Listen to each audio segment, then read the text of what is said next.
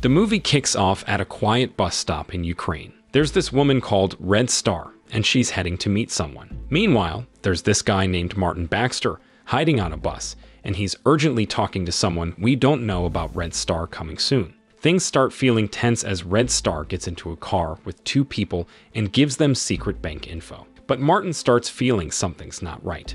All of a sudden, everything goes crazy. Red Star gets shot without mercy, and there's gunfire everywhere. Martin jumps into action, taking on the bad guys. He gets rid of one skilled sniper and chases down another who's running away with Red Star's important bag. The chase is intense, like in those thrilling action scenes, but in the end, Martin manages to get the bag back. But as he hurries to check on Red Star, there's another surprising twist. A mysterious guy shows up and grabs her, threatening to hurt her if he doesn't get the bag. Martin has a tough choice to make. He reluctantly throws the bag to the scary guy and quickly shoots him, saving Red Star but leaving us all on edge. Here's the thing. All this action is just a memory from a life-changing mission that took place 12 years ago, when Martin worked for MI6 in Ukraine. Now, we jump to the present, and Martin is sitting in a car in busy London, waiting anxiously for his daughter, Lisa. His life has changed, and he's into cage fighting to make money now. He gives Lisa some money and asks her to bet on his upcoming fight. During the match, Lisa watches, feeling both worried and nervous. She tries to cheer her dad on from the sidelines. The fight is intense, and Martin takes some really tough hits. He almost looks like he might pass out, but he keeps on fighting with a lot of determination. Sadly, he eventually gets hit really hard and loses the match. After the fight, a stranger comes up to Lisa and gives her the money she won from the bet.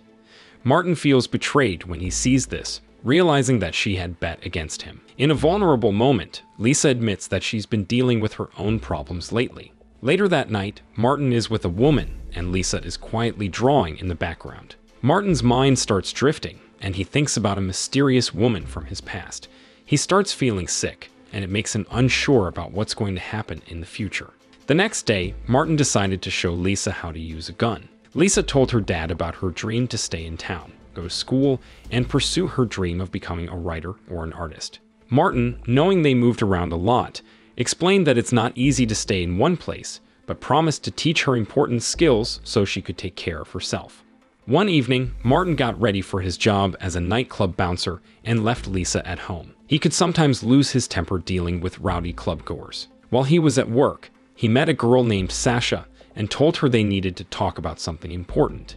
A little later, a group of guys with guns came into the club. Martin recognized them as Sasha's family and started chatting with them. Sasha, who was from Ukraine, explained that her dad had known Martin, and she had become a reporter like her father. She asked Martin for help getting some important documents. But things got really tense when the guys with guns pointed their weapons at them. Martin didn't waste a second. He protected Sasha, and they quickly left the club, with the gunmen right behind them.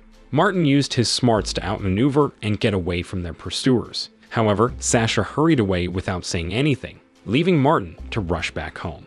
Armed with a baseball bat, Martin checked on Lisa, who was in bed. In the kitchen, he found an old friend named Trevor and an MI6 agent waiting for him. Trevor emphasized how important the documents Sasha mentioned were and warned that tough Russian enemies would be chasing Martin. Lisa, now awake, joined them in the kitchen. Then Trevor hit them with a big shock. He hinted that those files might reveal surprising details about Martin's wife, Lisa's mom, who had died. Lisa had always thought her mom died in a car accident, but it turned out her mother's death was connected to the mission we saw at the start of the movie. Lisa was overwhelmed with emotions and ran to her room, crying. Trevor left, telling Martin to think about what they had talked about. Martin tried to comfort Lisa, but she was really angry about his secrets. Martin couldn't sleep, and by morning, he reluctantly agreed to work with Trevor. As he got ready, Lisa didn't want to move again, but Martin was sure it was their only choice. While Martin was loading up his car, he got hit from behind and passed out. When he woke up, he was in a room facing Tatiana, who had connections to the Russians and the KGB. She gave him a tough choice: hand over the files and Sasha within a day, or they'd hurt his kidnapped daughter. With these threats hanging over him, they took Martin back home. An MI6 agent tried to go with him, but Martin warned him off with a gun. Determined to figure things out, Martin went to a bar owned by Max, thinking Max might know where Sasha was because of their connections. When Max didn't cooperate, Martin resorted to using his gun to make him give up his phone. A guard tried to stop him, but Martin quickly took care of both Max and the guard before making a daring escape. He also handled any other guards he ran into along the way. Meanwhile, Lisa and Tatiana were at a hotel, watching a boxing match. Using Max's phone, Martin managed to find out where Sasha was staying at the same hotel. He offered to help her get the files back. Sasha talked about her father's diary, saying the files had info about a dangerous chemical weapon. These files were locked in a bank, and she needed the access code to get them. Martin went to an old building to find a hacker who secretly helped the CIA. He used his gun to make the hacker give him info about the Red Star mission from 12 years ago. The hacker showed pictures of Red Star holding a yellow sheet with the bank code. Just when Sasha told Martin that gunmen were coming in, Martin asked the hacker for a way to escape. But Trevor and his team showed up too. Trevor tried to talk to Martin, but Martin and the hacker had already left the room. A little later, Martin got jumped by two of Trevor's guys, and a big fight broke out. Trevor and more of his people were closing in, but Martin managed to escape by jumping out of a window while fighting one of the guys. He quickly joined Sasha in her car, and they drove away fast, with both the CIA and MI6 chasing them. They found shelter in an old building to hide from their pursuers. Inside the bank, Martin tried to use the code to open the vault, but he found out that someone had messed with it. When Trevor and his gang finally caught up with them, Martin acted like he was giving up. But there was a surprise twist when Sasha acted like she was taking Martin hostage. She pointed a gun at her own head and said she was the only one who could open the bank vault. She threatened to hurt herself if they didn't let them go. Faced with this really bad situation, Trevor told his team to stop, and Martin and Sasha made a daring escape. Later, Trevor found out from the hacker that Martin couldn't get the code. His guys tried to follow Martin, but lost track of him. As Martin and Sasha got ready for their next move, they planned to get on a plane. To throw the hacker off their trail, Martin took a woman's passport for Sasha. But Trevor was still determined and told the hacker to watch airport security cameras. In the middle of all this mess, Tatiana got in touch with Martin and hinted that they didn't have much time. Martin told her he was going to Ukraine with Sasha to get the files and asked Tatiana for more time. Pretty soon, Trevor figured out where they were going: Kiev. He told the hacker to let their people in Ukraine know and keep an eye on Martin. When Martin and Sasha got to Kiev, they had undercover agents following them. At the same time, Lisa was spending more time with Tatiana and slowly finding out the real story about her mom's death during a mission. The next day, Tatiana and Lisa got on a plane to Kiev.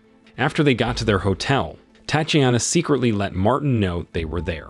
Martin and Sasha got into a car and realized they had someone following them. When they reached the bank, Sasha went in, acting like she needed to get into her own storage space. An employee went with her. Once inside, Sasha got in touch with Martin and told him where to find her. Trevor and his agents came into the bank, and Martin managed to take down a security guard and set off the emergency alarm. Trevor eventually got to the storage area and was caught off guard. Martin saw his chance and held Trevor at gunpoint, wanting to get the access code, thinking Trevor had the important info. After getting what was in the storage, Martin and Sasha took Trevor with them, quickly disabling him. They made a bold escape to the roof of the bank, and then got away in a car with the police chasing them. But in a quiet spot, Sasha surprised Martin by pointing her gun at him when she found out about his ties to the Russians. Martin begged her, saying he was only trying to save his daughter. But despite his pleas, Sasha shot him in the arm and drove away. As Martin was starting to lose consciousness, he got a call from Tatiana. He told her that he had both the files and Sasha with him. Tatiana told him to set up a meeting for later that evening. Martin called Trevor to help find Sasha and make sure his daughter was safe. After ending the call, he used the car rental company's records to figure out where Sasha was and rushed to a nearby train station. He saw Sasha there, and they had a tense chase, but Martin managed to overpower her and take her back home. Later that evening, Martin met with Tatiana for the planned exchange. Lisa was released and got a meaningful bracelet that had belonged to Tatiana's late daughter. Martin gave Tatiana the keys to find Sasha and the important files, but it turned out he had been tricked. Sasha, hiding behind a vehicle, took down one of Tatiana's guys. There was chaos, and when Martin tried to protect Sasha, Tatiana shot him. Tatiana aimed her gun at Sasha, but Lisa, using her father's gun, made a quick decision and shot Tatiana, killing her. Just a little while later, Trevor and his crew showed up to see what was going on. In a last-ditch effort to get away, Sasha grabbed the case with the files and jumped off a bridge into the water below. But then a gunshot rang out, leaving us wondering what happened to her. A few months later, we see Lisa visiting her dad, Martin, in jail. She lives with a new family now, but still comes to see her dad often. Lisa talks to Trevor and gives him some important files. She also tells him where the case is hidden. In return, she asks him to let her and her dad live in peace. To everyone's surprise, it turns out that Sasha didn't die like everyone thought. She actually did something really brave. She made the files public, and it caused big protests in Russia for free speech. Because of that, she got invited to go on TV to talk about why free speech is important. Martin and Lisa are having a hard time keeping their small restaurant going. One day, Sasha comes to see them, but it's clear that a Russian agent is still trying to find her, and that's how it ends. So the moral of the story is when life gives you secret documents, make sure they come with an instruction manual and a side of chaos.